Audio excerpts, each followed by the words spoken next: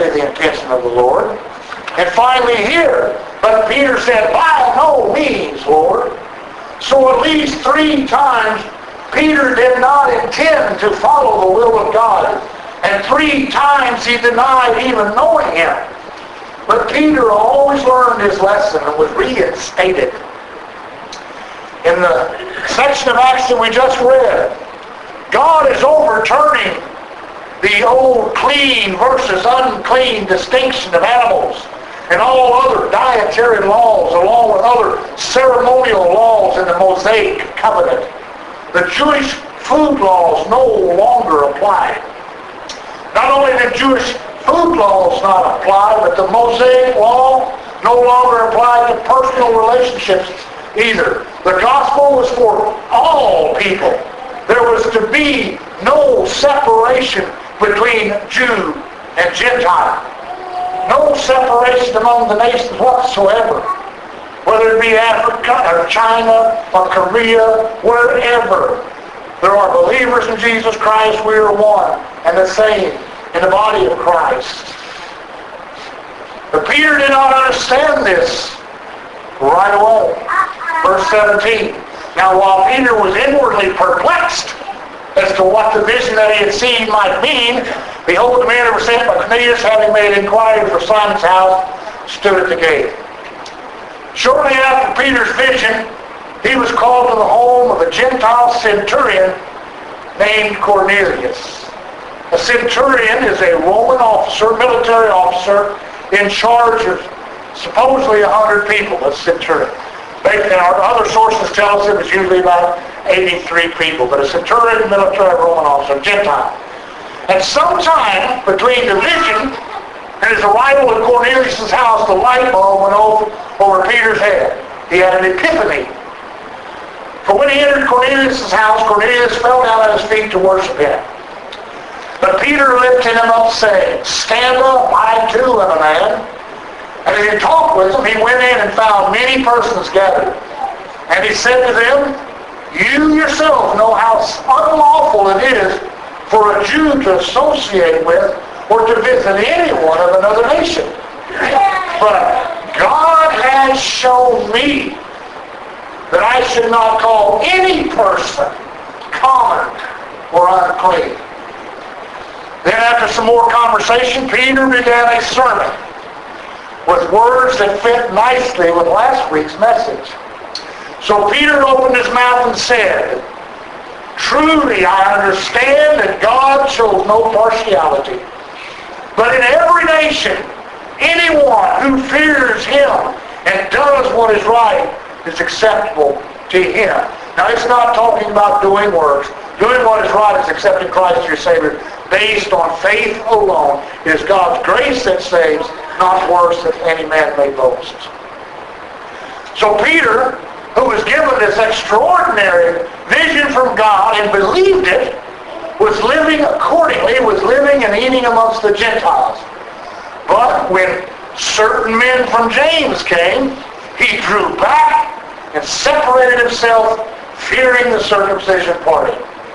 And not only did he hypocritically withdraw from this behavior, because he was a leader, the other Christian Jews followed suit as well, including Barnabas, who after being with Paul all of these years, should have certainly known better. But their fear of being ridiculed and losing favor with the in crowd from Jerusalem caused them to act in a hypocritical manner, to act against their beliefs.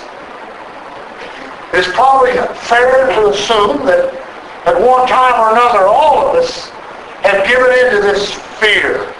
Call it peer pressure if you want, and acted in a way that was not consistent with our belief system. Have you ever drank alcohol just to go along with the crowd when you didn't really want to drink? Have you ever joined in with the crowd laughing at someone's misfortune when you knew it was the wrong thing to do? We are no doubt all guilty of some form of infraction, whether it be the two I just mentioned or something else. For most of us, it may only occasionally be an occasional mistake, but it is still hypocrisy to act different differently than what you claim to believe.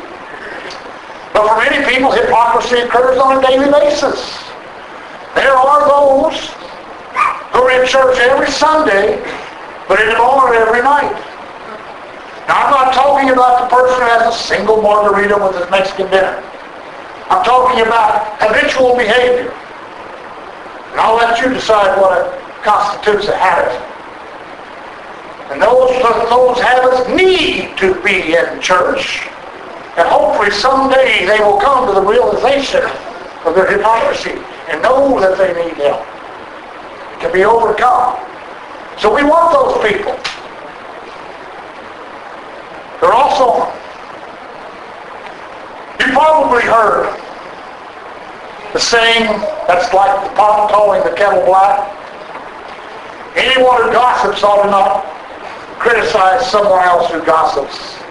And it doesn't matter if the accuser goes to church. That doesn't make them a judge. In fact, that is exactly what makes them a hypocrite.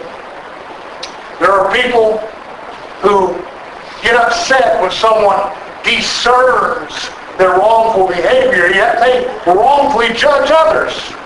I'm not going to go over the difference between discernment and judgment. We've already been there and done that. I hope you were here. But the one being accused of gossip may not even be a hypocrite if they make no pretense about being something they are not, such as a Christian. They might believe it's okay to talk about others behind their back. So they are not acting in a way that is any different than what they believe. Therefore, they're not a hypocrite. This, of course, applies to much more than gossip. It's just that gossip is so widespread, and we're all guilty of it at one time or another. It's a very fine line that we walk, discussing problems and then talking about others. And we know we're guilty of gossip. And then there are those churchgoers who are church hoppers. They always find the faults in a local church, or the faults in the people of that church. First, they join your church, and everything is hunky-dory for a while. They're on fire for the Lord, and this is the place to be. But then a doctrinal truth like predestination or election is taught, and all of a sudden this ain't the perfect church anymore. That was all the excuse they needed to leave. Things just weren't going their way here anymore anyway.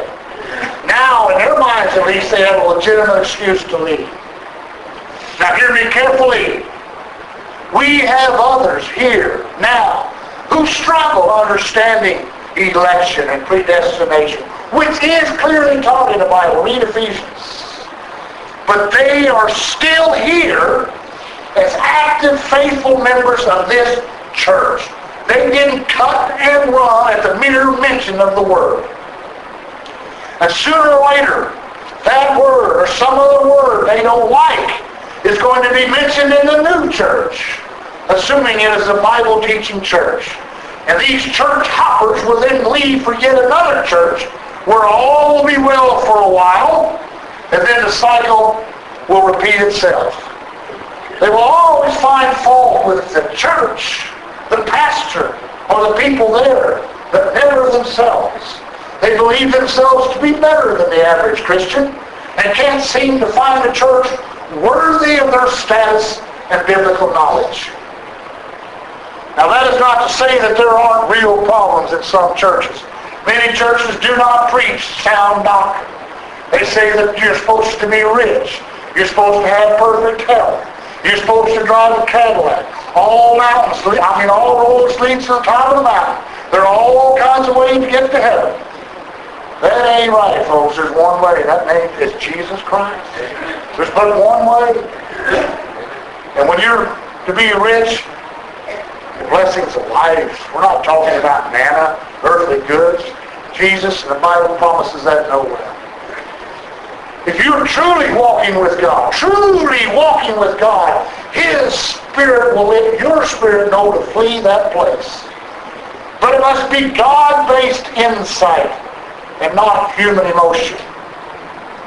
So we know what a hypocrite is, and by the way, the word hypocrite also means to pretend to be something or someone you are not. You've probably known people like that, who pretend to be bigger, richer, more important than they really are. Even the people who really are rich and important shouldn't act like it, but they do. The word hypocrite comes from the Greek language and from the Greek theater, where a hypocrite was someone who wore a mask and played a part on the stage. In that sense, all of our Hollywood and TV actors are hypocrites. Some of them really are. But that meaning no longer applies. To act in such a way outside of theatrical productions and movies is to be hypocritical in the modern sense of the word. And that has a bad connotation. But what really got Paul upset was not so much Peter's behavior, as bad as it was, but that Peter's actions were in direct contrast to the very faith that he himself believed in. And that Paul was fighting so hard to uphold. That is, we are saved by faith alone and not by works of the law, like food laws and circumcision. But here was Peter, afraid of what the homegrown Jerusalem crowd might think of him, acting publicly in a way that was opposite of what he was teaching and preaching and how he had been living. And because this was a direct and very public assault on the faith, Paul called him on it publicly. MacArthur calls Acts 2:11-13 a brief account of the darkest days in the history of the gospel. Peter's actions gave the appearance of supporting the doctrine of the Judaizers, which Peter himself knew was wrong, and if left to stand would nullify Paul's efforts and his divinely inspired teaching. So Paul could not remain silent. Peter stood condemned because he was guilty of sin that could cause the failure of the true church. His behavior would cause confusion and harm to the Gentile believers, and the result might have been two separate churches, one Jewish and one Gentile. We talked just last week about the confusion of some believing that there are two gospels, two separate gospels, one for the Jews and one for the Gentiles. The split church might have happened if Paul had not corrected Peter. It is not unlike how we end up with so many denominations today.